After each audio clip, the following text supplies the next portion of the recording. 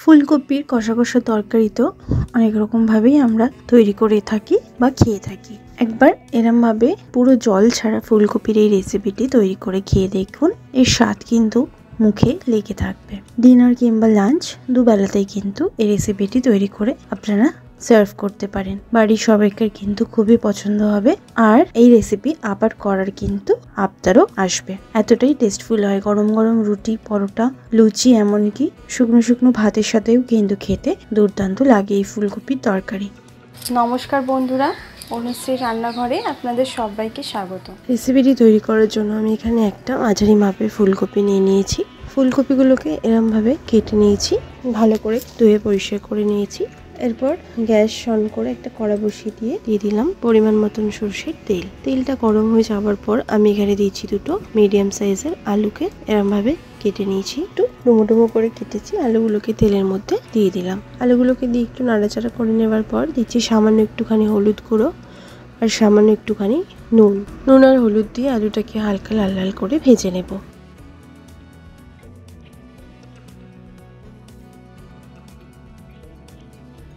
আলুটা হালকা লালচে হয়ে ভাজা হয়ে যাওয়ার পর আমি আলুগুলোকে তেল থেকে তুলে নিচ্ছি। আলুগুলো তুলে নেবার পর ওই তেলেতে দিয়ে দিলাম কেটে রাখা ফুলকপি। ফুলকপিটা দেওয়ার পর দিচ্ছি সামান্য একটুখানি কাশ্মীরি লঙ্কার গুঁড়ো আর সামান্য একটুখানি নুন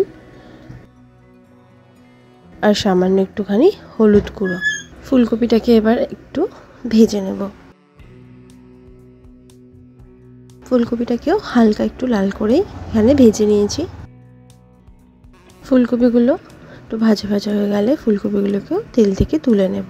এরপর কড়াতে আরেকটুখানি তেল আমি দিয়ে দিয়েছি। তারপর দিচ্ছি ফোড়নে 1/2 চামচ পরিমাণে গোটা জিরে আর সামান্য একটুখানি হিং।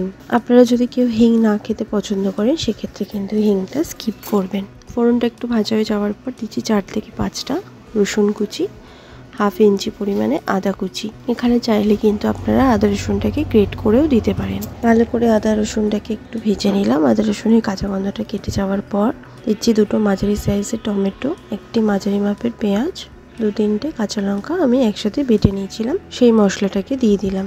মশলাটাকে দিয়ে সামান্য একটুখানি দিয়ে দিলাম জল। ভালো করে এই মশলাটাকে এবার আমি কষিয়ে নেব যতক্ষণ পর্যন্ত না সাইড থেকে তেল সেপারেট হচ্ছে। দিয়ে দিলাম 1/2 চামচ পরিমাণে হলুদ গুঁড়ো, 1 চামচ পরিমাণে কাশ্মীরি লঙ্কার গুঁড়ো, 1/2 চামচ পরিমাণে ঝাল লঙ্কার গুঁড়ো আর 1.5 চামচ পরিমাণে ধনের গুঁড়ো, আর দিচ্ছি 1/2 চামচ পরিমাণে গোলমরিচের গুঁড়ো আর দিয়ে দিলাম স্বাদ মতো নুন। ভালো করে সব মশলাগুলোকে আবারও কষিয়ে নেব। আমি এই রান্নাটা কিন্তু হালকা একটু ঝালঝালি করছি। আপনারা যদি ঝাল কম খান সেক্ষেত্রে কিন্তু ঝালটা একটু বুঝেই দেবেন। সব মশলাগুলোকে ভালোভাবে কষিয়ে নেবার পর দিয়ে দিচ্ছি ভেজে রাখা আলু আর ফুলকপি, আর দিচ্ছি ড্রাই রোস্ট করে রাখা 1 চামচ পরিমাণে কাসুরি মেথি।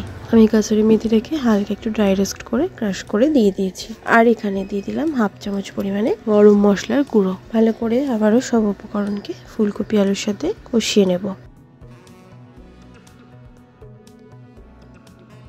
এরপর 7 থেকে 8 মিনিট লো ফ্লেমে আমি ঢাকা দিয়ে রান্নাটা হতে দেব।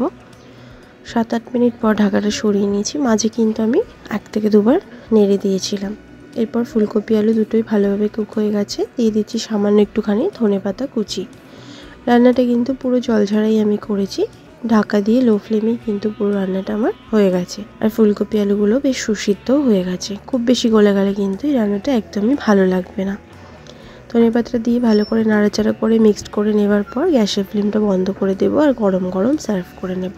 গরম গরম এরকম শুকনো শুকনো আলু ফুলকপির তরকারি কিন্তু রুটি, পরোটা, লুচি, এমনকি ভাতের সাথেও খেতে অসাধারণ লাগে। আপনারা এভাবে রেসিপিটি তৈরি করে খেয়ে দেখবেন, আশা করছি আপনাদেরও ভালো লাগবে। ভালো লাগলে লাইক শেয়ার করতে ভুলবেন না, কমেন্ট বক্সে কমেন্ট করে জানাতে ভুলবেন না রেসিপিটি কেমন লাগলো। ভালো থাকবেন, সুস্থ থাকবেন, ধন্যবাদ।